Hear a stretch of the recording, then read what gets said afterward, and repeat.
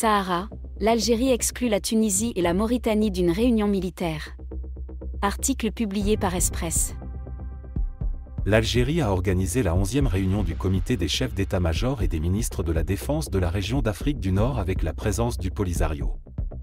2 pays se sont fait remarquer par leur présence et 2 autres par leur absence.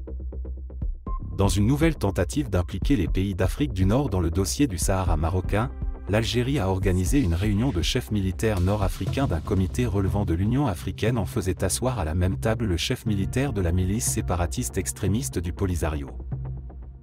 L'Algérie a saisi cette occasion pour donner une tribune au Polisario qui a fait passer des messages anti-marocains menaçant l'intégrité territoriale du royaume, un narratif tronqué et trompeur, devant les représentants de la Libye et de l'Égypte.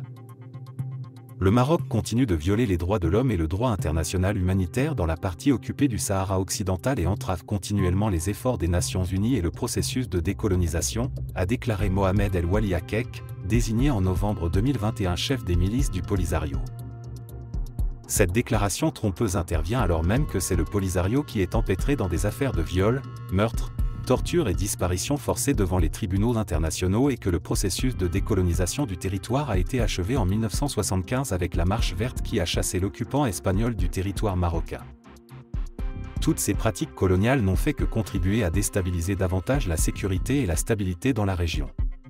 Le retour de la tension et l'instabilité dans la région trouve son origine dans la rupture du cessez-le-feu provoqué par le Royaume du Maroc, a ajouté celui dont le groupe terrorise des milliers de captifs sahraouis marocains en Algérie. Le Polisario avait envoyé en novembre 2020 des membres de son groupe armé pour bloquer le passage de camionneurs civils à El Guerguera, saisir et revendre les marchandises, pendant plus de 20 jours avant d'annoncer la rupture du cessez-le-feu lorsqu'ils en ont été chassés sans usage de la force. Le processus a été documenté par l'ONU. Ce discours usant des propos fallacieux et tendancieux ont été prononcés devant le chef d'état-major adjoint des forces armées égyptiennes, le général de division Essam El Gamal, et le chef d'état-major général du gouvernement d'unité nationale libyen, le lieutenant-général Mohamed Ali Al-Haddad. Ladite réunion est la 11e que tient le comité des chefs d'état-major et la 10e du Conseil des ministres de la Défense des États membres du NARC, relevant de la région d'Afrique du Nord. Ce comité militaire relevant de l'Union africaine dont le Maroc ne fait pas partie, a été créé en 2005, c'est-à-dire avant le retour du Maroc au sein de l'EA. L'Algérie en avait profité pour hisser la milice du Polisario en tant que membre fondateur.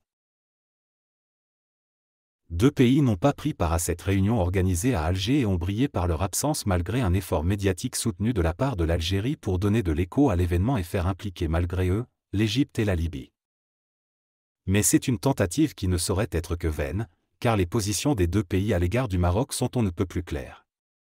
L'Égypte soutient l'intégrité territoriale du Maroc et cela a été réitéré il y a 1 an, lors d'une visite du ministre égyptien des Affaires étrangères Sameh Choukri, à Rabat. Concernant la Libye, sa situation actuelle et les conditions de division interne sont propices à l'ingérence de l'Algérie qui exploite cette faiblesse pour influencer des dirigeants militaires libyens, tandis que le Maroc a prôné de son côté une approche institutionnelle, politique, en soulignant son attachement à une solution libyo-libyenne. Enfin, pour l'absence de la Tunisie et de la Mauritanie, plusieurs théories sont possibles et elles vont de l'amélioration des relations entre le Maroc et la Mauritanie, jusqu'à un signe envoyé par Tunis pour détendre les tensions provoquées par son président Kais Saied avec l'accueil du leader du groupe séparatiste Polisario, Brahim Ghali, à l'occasion du sommet Japon-Afrique, TICAD, qui avait créé un précédent diplomatique et jeté un froid sur les relations entre la Tunis et Rabat. Il se pourrait aussi que le président tunisien se soit rendu compte du piège tendu par l'Algérie et l'absence de tout signe d'une bouée de sauvetage économique face à la situation compliquée vécue actuellement par Tunis. Cependant, aucun de ces 2 pays n'a communiqué les raisons de son absence. Pour sa part, le média mauritanien Amba Info a relevé que cette absence est intéressante, puis que les 2 pays sont membres fondateurs de ce comité et qu'ils ont assisté à toutes ces réunions précédentes, y compris celles préparatoires à cette dernière édition. Le média a soulevé l'hypothèse de l'intérêt porté par les États-Unis à Nouakchott et Tunis et mentionné des « accords de sécurité secrets » et d'autres annoncés qui pourraient être à l'origine d'une consultation préalable et de réunions à caractère sécuritaire, notamment dans la région du Sahel.